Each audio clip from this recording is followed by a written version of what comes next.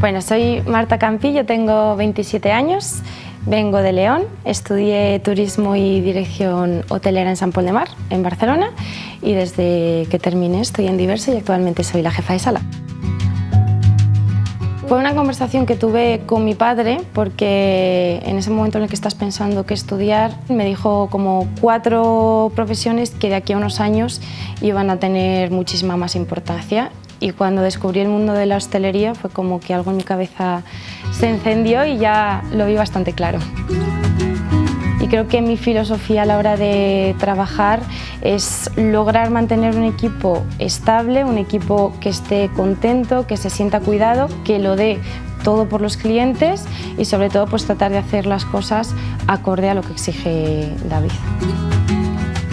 Bueno, desde que yo empecé, que fue hace 6 años, creo que por supuesto ha evolucionado mucho y se ha vuelto más compleja en el sentido de que ya todo lo que rodea un plato, cada detalle, desde que entras por la puerta hasta que te vas, tiene muchísima más importancia.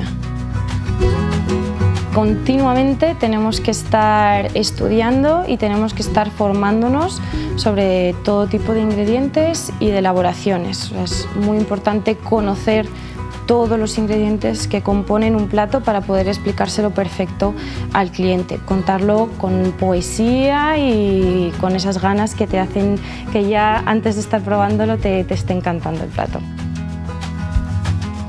Ahora la gente, ocasiones especiales, es irte a un restaurante y recorrerte España yendo a los mejores restaurantes que hay. Por lo tanto, sabes mucho más, has visto muchas más cosas y por lo tanto demandas mucho más. Un buen servicio es la clave para una buena experiencia y creo que tiene demasiada importancia nuestro trabajo en sala.